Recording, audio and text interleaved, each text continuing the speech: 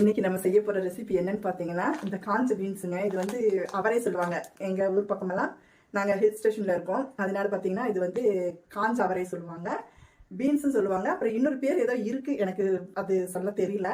இது வந்து பாத்தீங்கன்னா இது வந்து செடியில இருக்கும் இல்லைங்களா, காய் மாதிரி இருக்கும். பச்சையா எடுத்தா தான் நம்ம வெஜிடபிள்ஸ்க்கெல்லாம் போடுறோம் இல்லைங்களா, அந்த இது காய் இதெல்லாம் பீன்ஸ் அப்படின்னு சொல்லுவாங்கல்ல அது.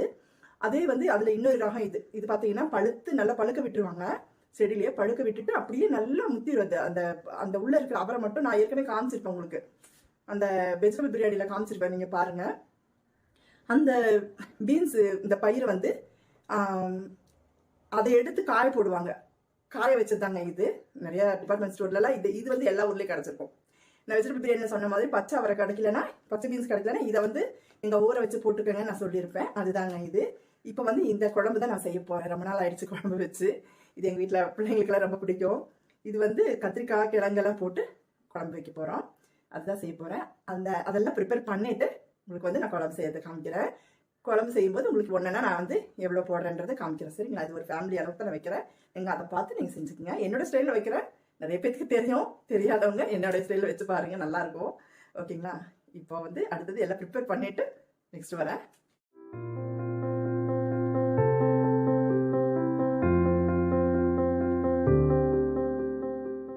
இப்போ நம்ம காயில் கட் பண்ணுறதுக்கு முதல்ல உங்ககிட்ட ஒரு விஷயம் சொல்லலை.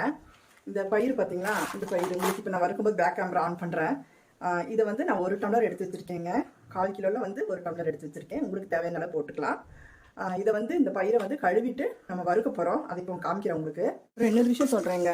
இது வந்து நான் வந்து வாஷ் பண்ணிட்டு தான் நான் வந்து எண்ணெய் ஊற்றி வறுக்கிறேன். சரிங்களா? இது அப்படியே குழம்புல போட்டு நம்ம வந்து வேக வச்சுக்கலாம். அதே மாதிரி ஏன் நீங்கள் வந்து வறுத்துட்டு கழுவக்கூடாதா அப்படின்னு நீங்கள் நினைக்கலாம்.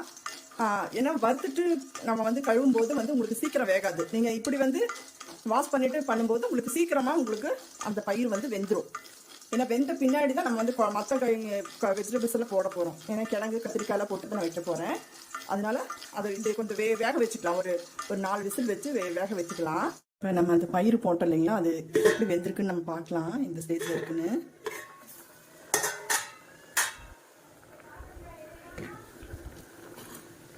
பாருங்க. நல்லா வெந்துருச்சு.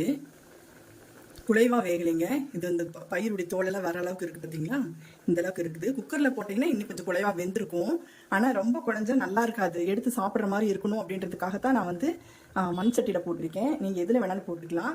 இப்போ நான் என்ன பண்ண போகிறேன்னா, இது இந்தளவுக்கு இந்த ஸ்டேஜில் இருந்தால் போதும்.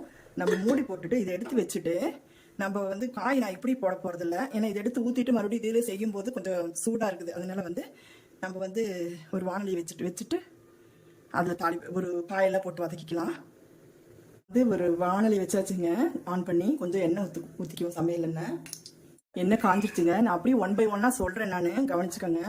இதை வந்து இப்போ வந்து வெட்டி வச்ச ஒரு பெரிய வெங்காயம் போட்டுக்கலாம்.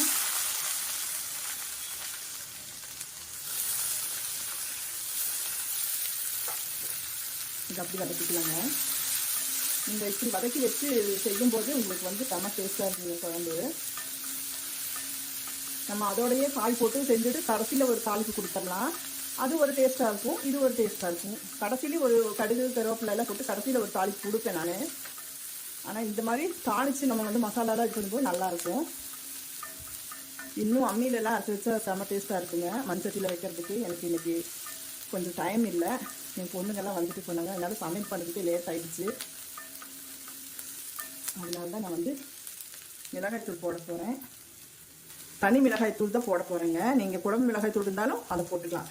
அடுத்தது பார்த்தீங்கன்னா ஒரு 4-5 சின்ன வெங்காயம், 4-5 பூண்டு, இதை வந்து இடித்து வச்சுருக்கேன். இதையும் போட்டுக்கலாங்க. இங்கே பாருங்கள், இடித்து வச்சுருக்கேன். இது கூட போட்டு வதக்கிக்கலாம்.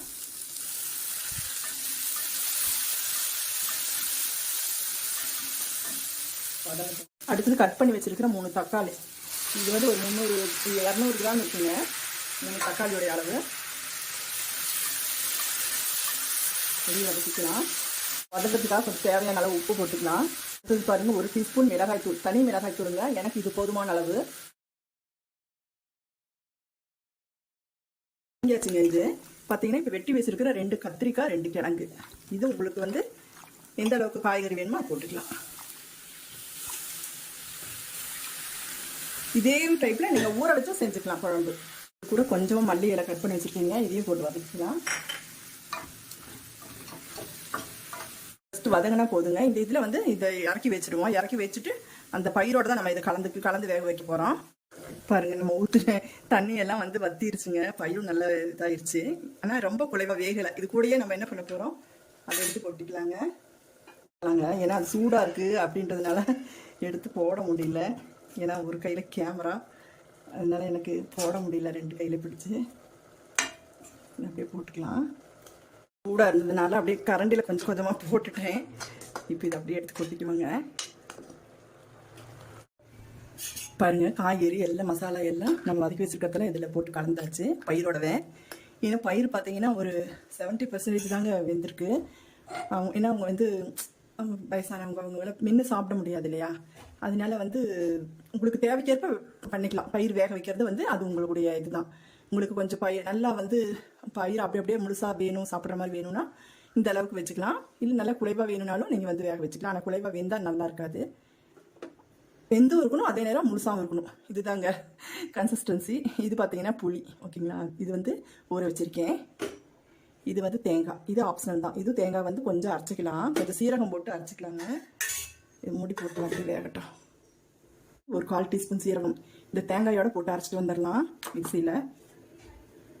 பாருங்கள், அரைச்சி வச்ச தேங்காய் அதில் ஊற்றிக்கலாங்க.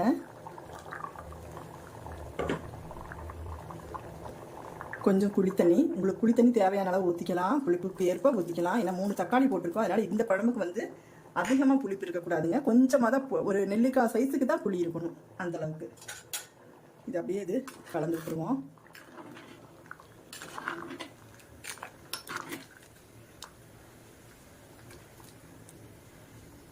இங்கே பாருங்க, எல்லாம் காயெல்லாம் வெந்துருச்சுங்க, உங்களுக்கு நல்லா தெரியும்.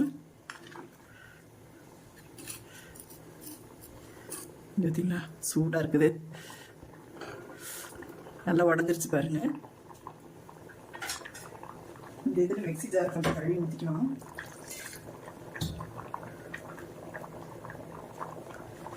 மிக்ஸி ஜார் கழுவி ஊற்றிக்கலாங்க. உங்களுக்கு பார்த்தீங்கன்னா குழம்புடைய கன்சிஸ்டன்சி வந்து பார்த்தீங்கன்னா உங்களுக்கு எவ்வளோ வேணுமோ ஊற்றிக்கலாம். கொஞ்சம் வந்து இந்த பதத்துக்கு கொஞ்சம் கெட்டி திக்காக இருக்கணும் அப்படின்னா இப்படி வச்சுக்கலாம். இன்னும் இல்லாட்டி கொஞ்சம் தண்ணி ஊற்றணும்னா ஊற்றிக்கலாம், ஒன்றும் பிரச்சனை இல்லை.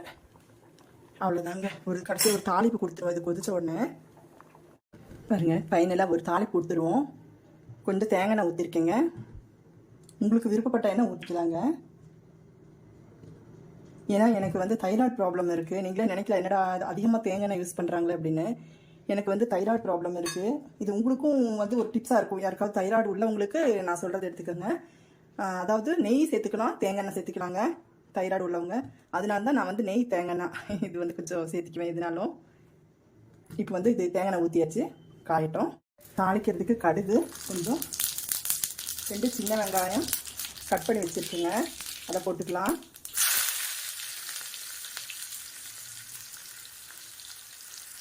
அடுத்து பாருங்க, கருவேப்பிலை கொஞ்சம், ஒரு பல்லு பூண்டு, இதெல்லாம் கட் பண்ணியிருக்கேன். பார்த்தீங்கன்னா இந்த கடைகளில் சந்தைகள்லாம் பார்த்தீங்கன்னா தாளிப்பு வடகம்னு ஒன்று இருக்குங்க.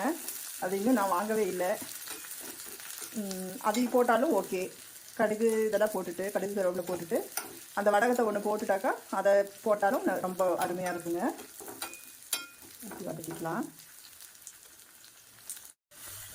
ஃபைனலாக வந்து கொஞ்சம் சீரகம் போட்டுக்கலாங்க. இதோட சேர்த்து போடும்போது உங்களுக்கு மணமாக இருக்கும்.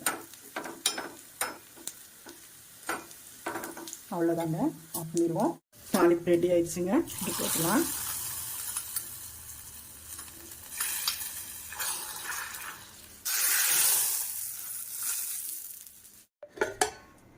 பாருங்கள், பீன்ஸ், அதாவது அவரை கொட்டை அப்படின்வாங்க, அவரை கொட்டை. அந்த பீன்ஸ் வந்து கத்திரிக்காய் கிழங்கு போட்டு ஒரு சூப்பராக குழம்பு ரெடி ஆயிடுச்சுங்க. இது சாப்பாட்டோடய சாப்பிட்லாம். சப்பாத்திக்கு நல்லா இருக்குங்க. இட்லி தோசைக்கும் எல்லாத்துக்குமே நல்லா இருக்கும் இது. ஆனால் சப்பாத்திக்கு ஒயிட் ரைஸுக்கு தான் செம்ம டேஸ்ட்டாக இருக்கும். வெரி டேஸ்டியான ஒரு பீன்ஸ் குழம்பு, கத்திரிக்காய் கிழங்கு போட்டு அவரைக்கொட்டைன்னு சொல்லுவாங்க, வச்சாச்சு. நீங்களும் இதே மாதிரி ட்ரை பண்ணுங்கள் வீட்டில். எல்லாத்துக்கும் ரொம்ப பிடிக்குங்க. என்னுடைய வீடியோ பிடிச்சிருந்தா ப்ளீஸ் சப்ஸ்கிரைப் பண்ணுங்கள், சப்போர்ட் பண்ணுங்கள். பக்கத்தில் இருக்கிற பெல் ஐக்கானை கிளிக் பண்ணிக்கோங்க. அப்போ தான் நான் அடுத்தடுத்து போடுற வீடியோ உங்களுக்கு அப்டேட்டாக வந்துகிட்டே இருக்கும். இந்த மாதிரி டிஃப்ரெண்ட்டாக வீடியோ உங்களுக்கு வந்து அடுத்தடுத்து போட்டுகிட்டே இருக்கேன். இது வரைக்கும் என்னுடைய வீடியோவை பொறுமையுடன் பார்த்த உங்களுக்கு மிக்க நன்றி. மீண்டும் அடுத்த ஒரு ரெசிபியில் உங்களை எல்லாம் சந்திக்கிறேன். எல்லோருக்கும் நன்றி, வணக்கம், டாடா.